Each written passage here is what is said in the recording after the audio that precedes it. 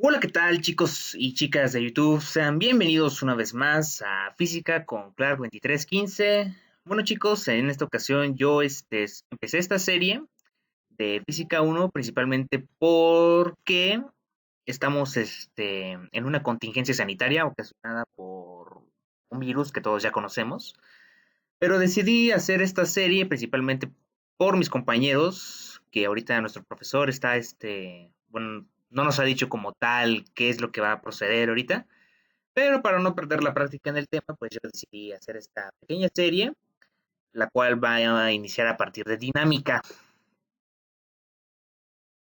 ¿sí? Que es la rama de la física que estudia las causas del movimiento. Yo lo que voy a hacer es la dinámica siguiente, es que yo voy a estar grabando, voy a procurar de ser constante y más que nada, pues tratar de hacer que mis videos sean lo más comprensibles para todo el público. Bueno, igual que en el semestre anterior, nosotros vamos a estar estudiando el movimiento, pero en esta ocasión vamos a estudiar las causas del movimiento, por qué se genera y principalmente por qué unos cuerpos poseen mayor velocidad y aceleración que otros. Eso se explicará por medio de las leyes de Newton. Sin embargo, es muy conveniente poder responder preguntas que ya les había dicho sobre qué mecanismos producen los movimientos y por qué algunos objetos aceleran con mayor rapidez que otros. Ahora describiremos el cambio en el movimiento de las partículas y los cuerpos, ya sean celestes o no, aplicando los conceptos de fuerza, masa y cantidad de movimiento, que se conoce como ímpetu. El propósito de la mecánica clásica es establecer una conexión entre el movimiento de un cuerpo y las fuerzas que actúan sobre él. Esto fue postulado por Sir Isaac Newton por ahí por, ¿qué será? Ay, por 1650 y tantos, 1600, no, sí, más o menos 1690 y tantos, por ahí por el siglo XV-XVI aproximadamente. Como recordaremos, Newton fue un físico británico que este cuate fue lo que hizo el muy ocioso, fue postular cuatro leyes que explican el movimiento fundamental en el universo. Manejaremos los siguientes conceptos. Fuerza, que es la causa física que cambia el estado o movimiento de un sistema, y en algunos casos deformaciones. El último caso lo analizaremos cuando lleguemos a colisiones. La masa, que muchos ya conocerán su definición, pero yo voy a dar esta para, por así decirlo, este curso. Vamos a definirla como la cantidad de materia que posee un cuerpo en un espacio determinado en un tiempo determinado. El ímpetu, como ya había mencionado, es la cantidad de movimiento de un cuerpo. Y lo vuelvo a mencionar, como en el semestre pasado trabajaremos con vectores que representan a las fuerzas que actúan sobre un cuerpo cualquiera. Es importante que se sepan el concepto de vector y que principalmente sepan cómo calcular la magnitud, dirección y sentido contrario. Es decir, que si se les da un vector, pero conocen su magnitud y su dirección, ya sea en 3 dimensiones o 2, lo que se conoce como coordenadas polares o esféricas, pues evidentemente tendrán que descomponer al vector. ¿A qué me refiero con eso? Me tendrán que decir sus componentes cartesianas. ¿Para qué? Para que podamos efectuar las operaciones matemáticas con muchísima mayor facilidad.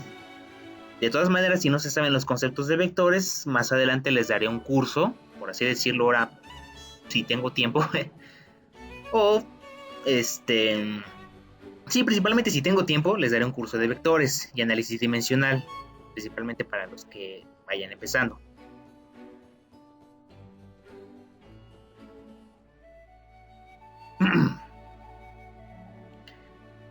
Ahora les voy a mostrar lo que son ejemplos de fuerzas que interactúan con diferentes sistemas. Como ya sabemos, existen muchos ejemplos de fuerzas que interactúan sobre diversos sistemas, cada uno con su grado de complejidad y marco de referencia. Yo les voy a mencionar algunos de ellos. Por ejemplo, la que todos, bueno, entre físicos es muy conocida, la ley de Hooke, pero más adelante voy a hablar de eso. Lo que quiero comunicarles es que si tenemos un resorte, por así decirlo, amarrado a un cuerpo, y si ejercemos una fuerza sobre dicho sistema, o sobre dicho cuerpo, el resorte tendrá a estirarse o a comprimirse, depende de la dirección de la fuerza en la que se esté aplicando.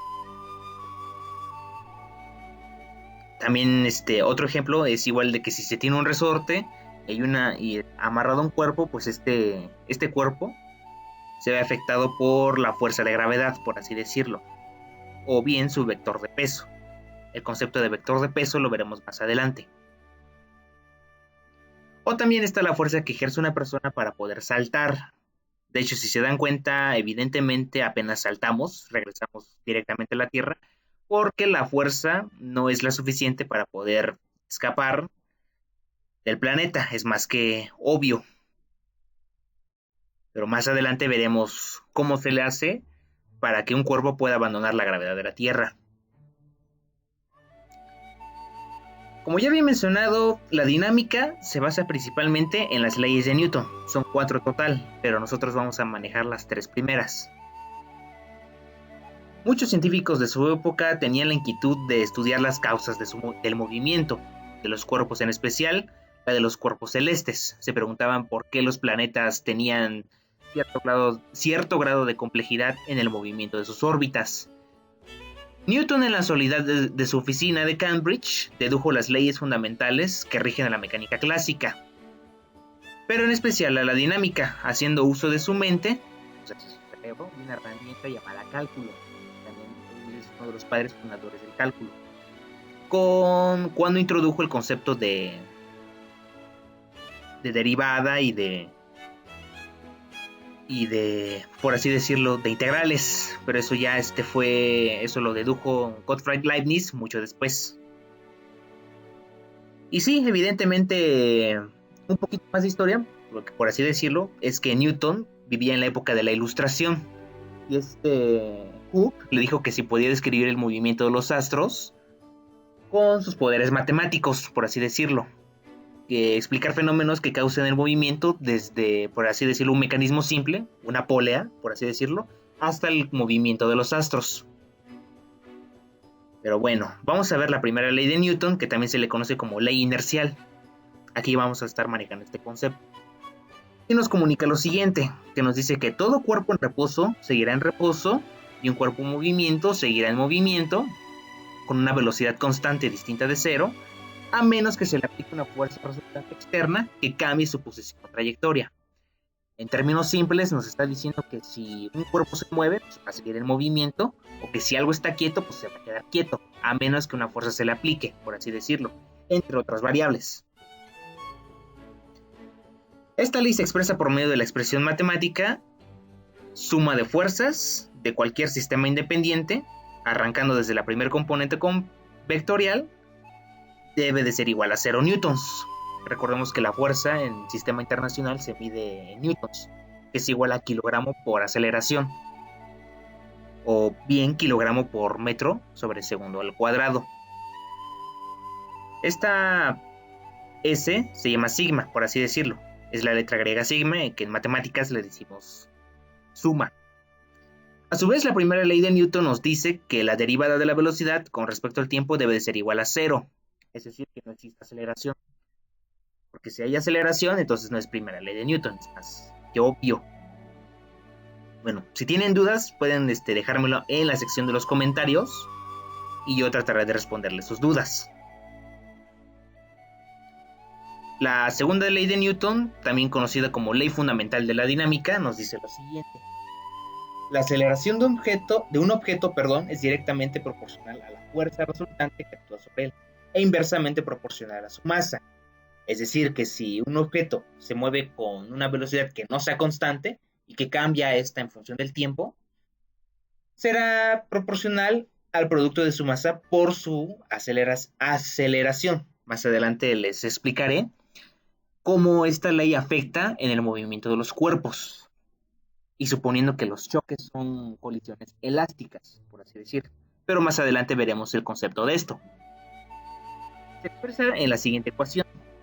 Igual, parecida a la anterior, nos dice que la suma de fuerzas de cualquier sistema independiente, arrancando desde la primer componente vectorial, es igual a la masa por la celeridad. Ojo, es la celeridad. La celeridad es la magnitud del vector aceleración. E independientemente si fuera un vector, Sus componentes son planas, por así decirlo, dependen del movimiento del cuerpo. Acuérdense que también podemos manejar el concepto de multiplicación de vectores por escalares. En este caso la masa es un escalar que sí posee dimensiones. Y este ejemplo se ve muy claro cuando los coches andan en movimiento, porque les decía hace un ratito de que su velocidad va cambiando. Esto se debe a que se ve afectado por una aceleración, y esa aceleración se puede definir, o más bien, sí, la aceleración es proporcional a la fuerza resultante por el producto de su masa. No, perdón, que diga inversamente proporcional a su masa, por así decirlo.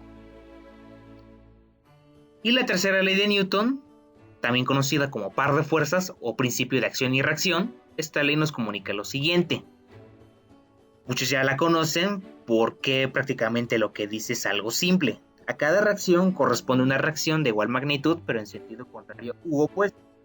Es decir, que si tú estás ejerciendo una fuerza sobre un cuerpo, ese cuerpo a su vez está ejerciendo una fuerza sobre ti. Con esta ley podemos afirmar que las fuerzas siempre se presentan en pares, o bien no puede existir una fuerza sola aislada. Y se expresa por medio de la siguiente ecuación. La fuerza ejercida en el primer sistema, del primer sistema ejercida sobre el segundo, es igual a la menos magnitud de la fuerza ejercida del sistema 2 ejercida sobre el cuerpo 1, o del sistema 1, por así decirlo.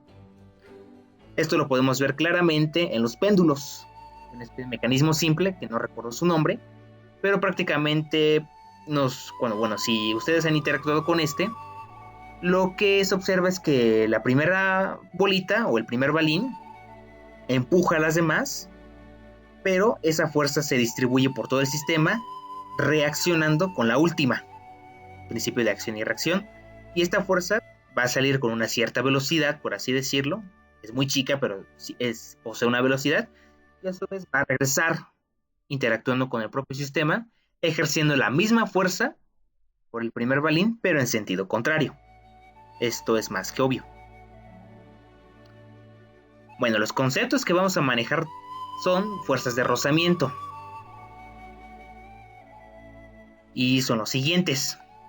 La fuerza de fricción, que es la fuerza que actúa o que apunta en dirección contraria al movimiento del cuerpo o de un sistema. Esta fuerza aparece cuando hay un movimiento en una dimensión, es decir, que y principalmente hay una superficie de contacto. Depende de muchas otras variables que aparezca este vector o no. Por ejemplo, el material con el que esté construido el piso o la superficie de contacto. El peso es un vector. El peso, muchos tienen la mala idea de que el peso es tu masa, y no. El peso es un vector de fuerza que se define como el producto de la masa por la celeridad de la gravedad. Y de hecho, si calculamos la magnitud de este vector, obtenemos nada más ni menos que la magnitud del vector de peso. Mucha gente tiene este concepto. Ya sabrán por qué. Pero en sí, nosotros, no soy físico ni nada, pero sí tengo entendido que el peso es la magnitud o el vector de fuerza que se define como la masa del cuerpo por la celeridad de la gravedad. Ya veremos cuál es la magnitud de esta celeridad. La fuerza normal, que es la fuerza que aparece cuando el movimiento es en caída libre, pero el cuerpo o el sistema entra en contacto con una superficie plana, con o sin inclinación. La magnitud de este vector dependerá del marco de referencia y por lo general casi siempre cancelará el vector de peso. ¿A qué me refiero con casi siempre? Pues evidentemente cuando un objeto es en caída libre, y eso estoy considerando que no hay fuerza, no hay rozamiento del aire, es decir, que está en el vacío, pues el objeto va a caer. Prácticamente la gravedad o el que un cuerpo esté ejerciendo una cierta fuerza sobre ti es caer. Más adelante veremos este concepto. No quiero involucrarlos con tanta jalada, por así decirlo. Pero en sí, cuando el objeto está cayendo, por así decirlo, pues evidentemente va a seguir cayendo a menos que entre en contacto con una superficie. Es decir, que ya choque con el piso o evidentemente esté quieto, por así decirlo. Miren, no nos compliquemos tanto la vida. Pongan como por ejemplo un vaso con agua. Si ustedes se preguntan por qué el vaso con agua no rompe la mesa, bueno, supongamos que está en una mesa, pero si ustedes se preguntan por qué no este vasito con agua no rompe la mesa, pues evidentemente su vector de peso está siendo cancelado por el vector normal. Este vector apunta en dirección contraria al vector de peso y posee la misma magnitud y por eso se cancelan. Más adelante veremos cómo es esta interacción.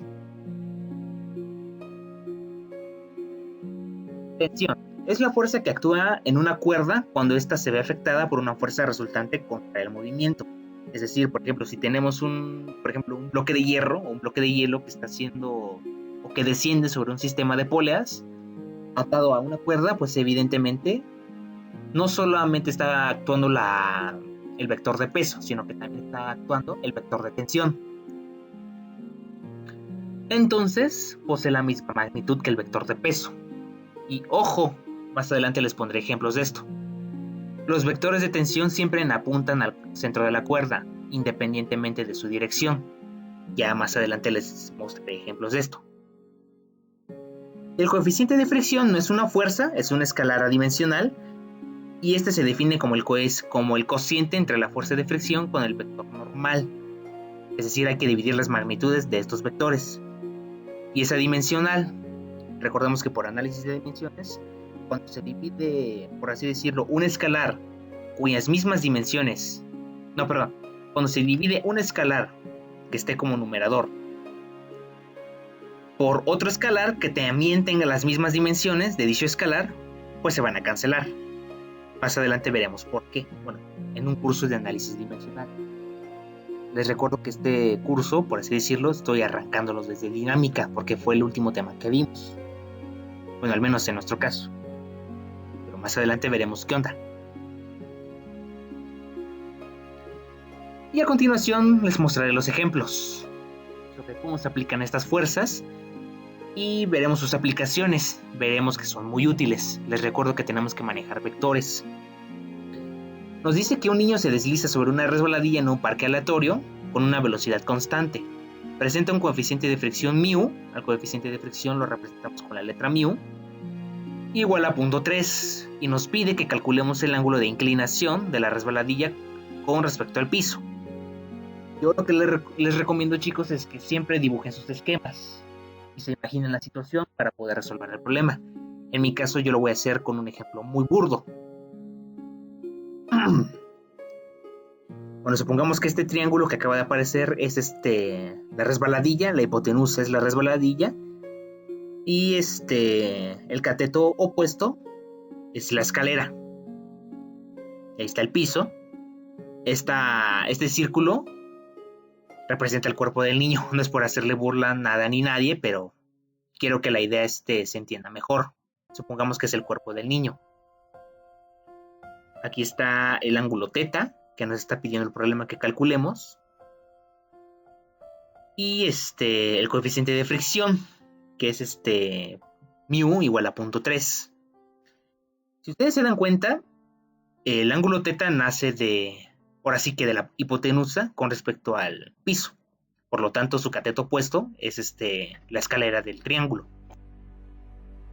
Y la resbaladilla, pues es la hipotenusa del triángulo.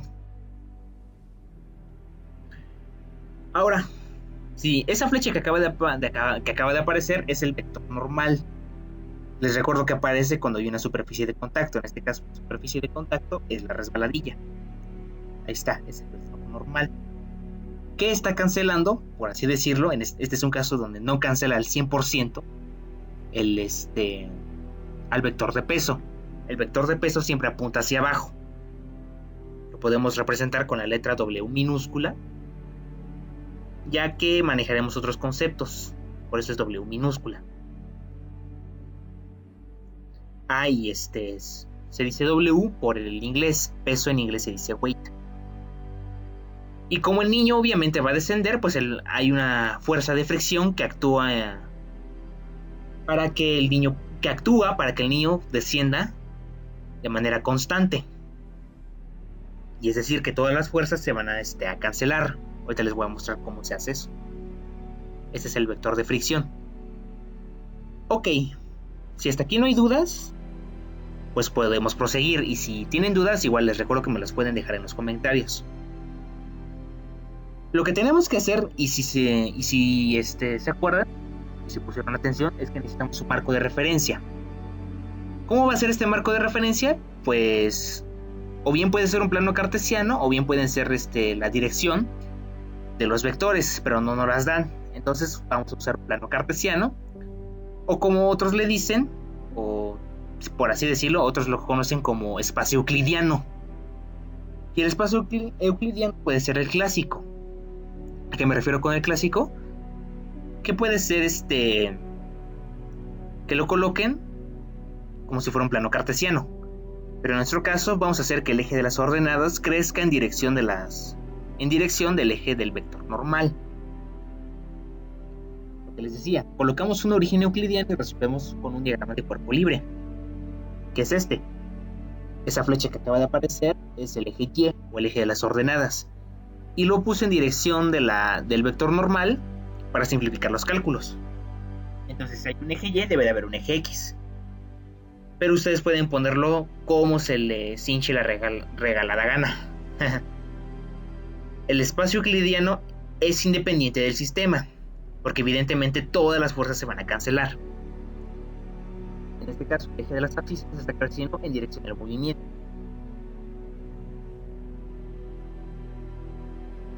Y ahí está, nuestro plano. Lo transformamos. Es decir, que lo colocamos como el eje tradicional, por así decirlo. Y aquí está el vector normal. Aquí está el vector de fricción, que si se dan cuenta apunta en dirección contraria de las abscisas. Es decir, está en el eje de los negativos. Y aquí está el vector de peso. Y los que se han de estar haciendo preguntas deben decir, ¿y cuál es la dirección de dicho vector? Hombre, ahorita vamos a eso. Aquí está, la dirección θ. Y ustedes dirán, oye, ¿y cómo sabes eso? Bueno, pues si se dan cuenta, por triángulos semejantes, sabemos que el ángulo θ es proporcional a la dirección del vector de peso, pero que nace desde el eje de las abscisas, de las ordenadas, en su componente negativa. Si ustedes lo hacen esto por triángulos semejantes, se darán cuenta que es lo mismo. Esas siglas significan diagrama de cuerpo libre. Y a continuación procederemos a resolver este problema. Por eso es importante que tengan conocimiento de vectores. Y grábense muy bien este pequeño diagrama porque voy a pasar a otro. Aquí está el vector de fricción y aquí está el vector normal, que si se dan cuenta no es necesario calcular las magnitudes de estos vectores porque evidentemente no nos van a servir, ya verán por qué. Ok, hacemos uso de la primera ley de Newton para resolver el problema y también la definición para el coeficiente de fricción. Es importante tenerlo presente para resolver esta clase de ejercicios.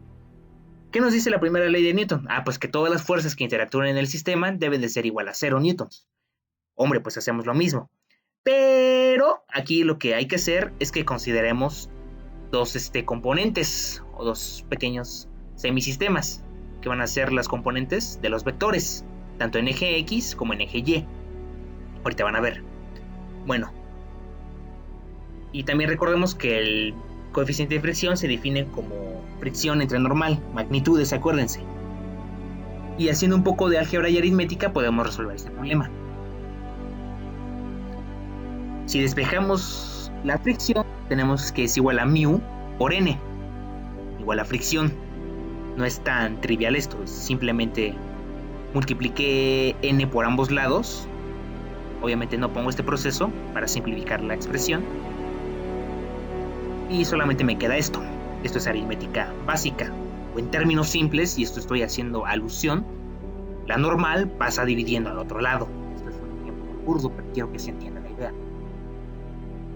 Ok, entonces tenemos que para el primer sistema todas las fuerzas deben de ser igual a 0 newtons. Por lo tanto, suma de fuerzas en X es igual a la magnitud del vector de peso por el seno del ángulo que se está formando, menos la magnitud de la fricción, y esto es igual a 0 newtons. Ahorita les voy a explicar de dónde salió esto. Y lo mismo hacemos para el otro sistema, para la otra componente. igual suma de fuerzas en y es igual a la magnitud de la normal menos la magnitud del vector de peso por el coseno del ángulo que se está formando, o más bien el coseno de su dirección. Y esto es igual a 0 newtons. Y se estarán preguntando de dónde salió esto. Hombre, pues de aquí. Tenemos que el vector de peso es igual a sus componentes. ¿Y cómo son sus componentes? Pues si se acuerdan que les dije que tenemos que tener conocimiento de vectores, en este caso tenemos la magnitud del vector y su dirección. Que ojo, dense cuenta, no es necesario saberla. Solamente con el concepto que tengamos de descomposición de vectores, pues ya la hicimos. Y el vector de peso se define como la magnitud del peso por el seno de su dirección, coma menos la magnitud del propio vector por el coseno de su dirección, medido en newtons. Ojo, siempre hay que tener cuidado con las unidades. Si algo nos ha enseñado la física es que siempre hay que tener cuidado con las unidades y las dimensiones más que nada.